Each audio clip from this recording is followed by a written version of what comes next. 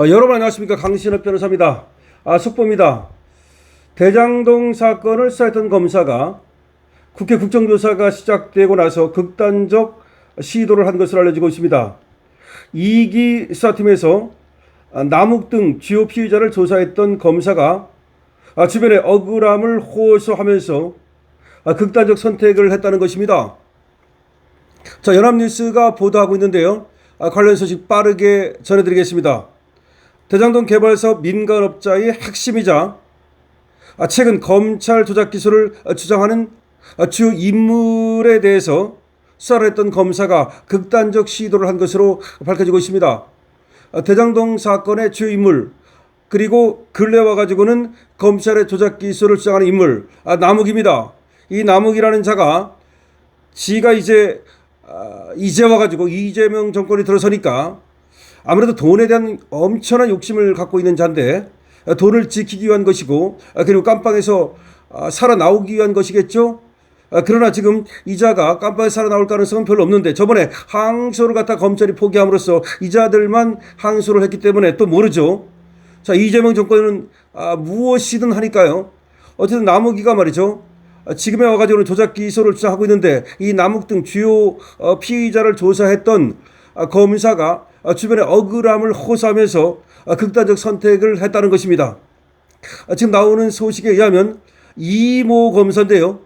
이모 검사는 지난 10일 윤석열 정권 정치검찰 조작기소 의혹 사건 진상규명 국정조사 증인으로 채택돼서 출석 연락을 받은 뒤 극단적 시도를 했다가 현재 병원에 입원 중이라는 겁니다.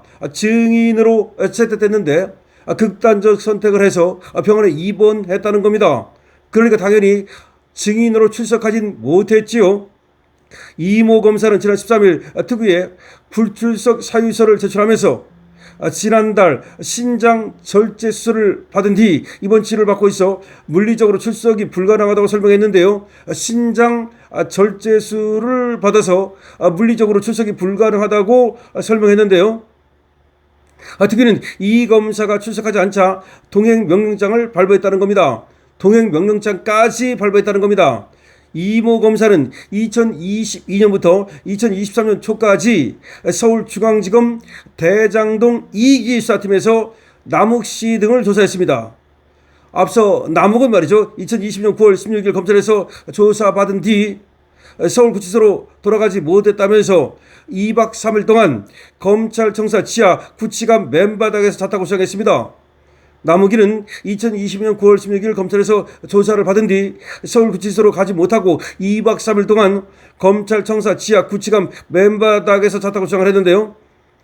당시 서울구치소 근무 일지에는 이 검사가 남욱의 검찰 구치감 대기를 요청했다고 나와 있습니다. 검찰의 구치감에 대기시켰다는 겁니다.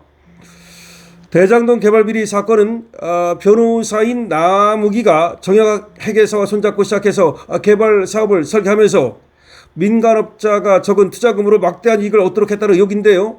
그러니까 민간업자가 작은 투자금을 가지고 막대한 이익을 얻었다는 거 아니겠습니까? 이후 사업 추진 과정에서 남욱이가 불법 로비 혐의로 구속돼서 한계에 봉착하자 대관 업무 및 로비 역점을 두고 기자 출신인 김만배를 이제 끌어들였죠. 처음에는 남욱이하고 정영학이하고 하다가 자기가 깜빵 갔다고 잘 안 되니까 이제 김만배를 끌어들였고, 또 남 변호사의 대학 그리고 과 후배인 정민용도 끌어들였죠. 정민용이를 근데 성남 도시개발공사에 입사를 시킵니다.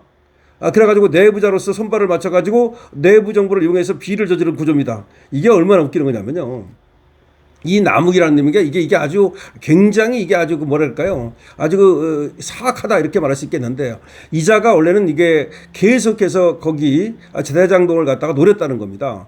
처음에는 남욱이하고 정영학하고 변호사하고 회계사하고 손잡고 이걸 시작을 한 거예요.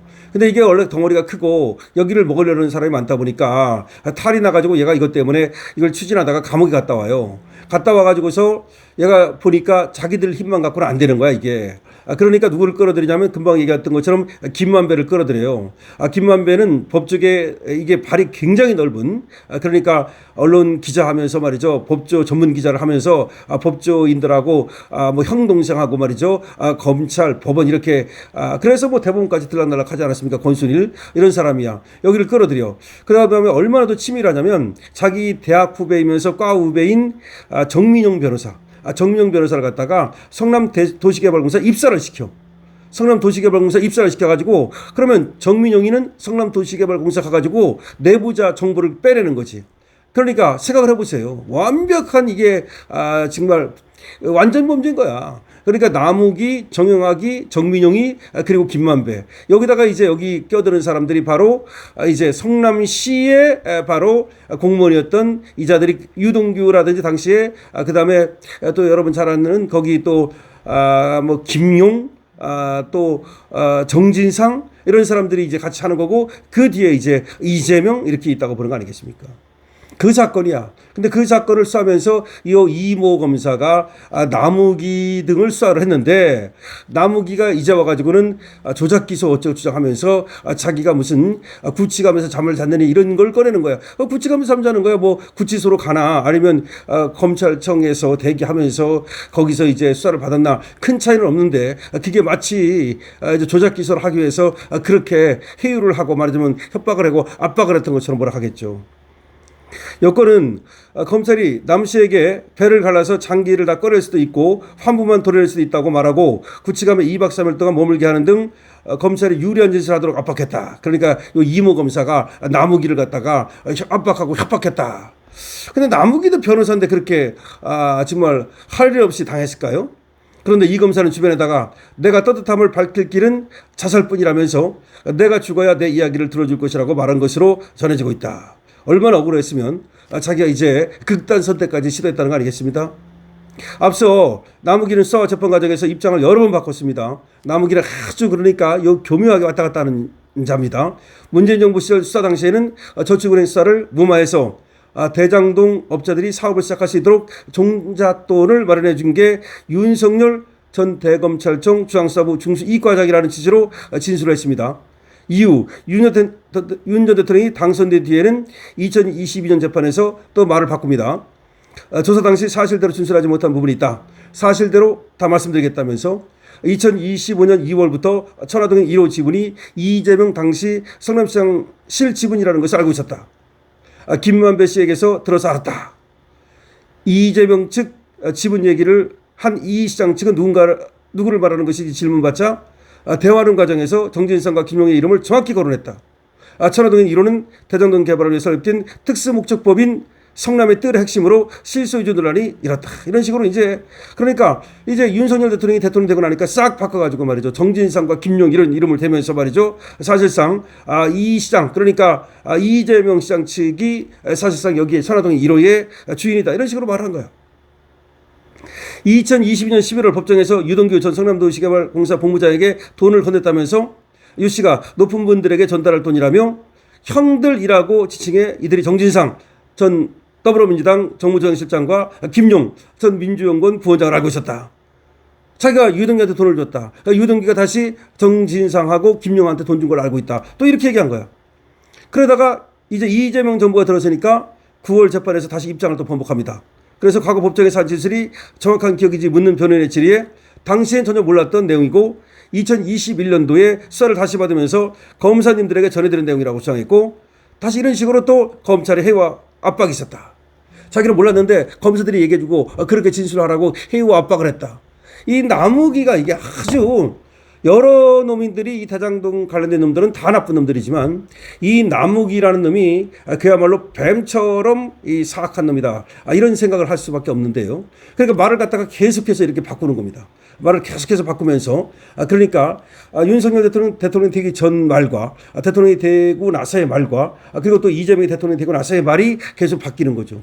그런데 이 남욱이를 쐈던 이모 검사가 너무 억울하다. 너무 억울하다면서 극단 선택을 했는데 이제 생명은 구했고 지금 병원에 입원 중이라는 겁니다. 그러니까 남욱이가 지금 조작 기소를 했다. 이모 검사를 지칭을 하고 그러면서 또 구치감에 있었기 때문에 뭐 그렇게 해유와 압박을 받아가지고 없는 얘기를 했다. 이런 식으로 얘기하는 거 아니겠습니까? 그러니까 이모 검사는 얼마나 억울하겠습니까? 얼마나 억울하면 정말 내가 죽어서 그 수밖에 없다. 내가 진실을 밝히는 방법은 이것밖에 없다. 이렇게 얘기를 했다는 얘기입니다. 여러분, 이 사건 우리가 관심을 갖고 계속해서 말이죠, 추적해야 됩니다. 이 나무기 같은 놈, 이런 자들이 말이죠, 그야말로 이 정권의 향방에 따라서 태도를 바꿔가면서 돈 챙기고 그리고 나쁜 짓 하는 거 절대로 그 1원도 가져가지 못하도록 해야 됩니다. 강신업체입니다. 그리고 이모 검사의 건강을 그리고 회유를 건강의 회복을 바랍니다. 강신업체입니다.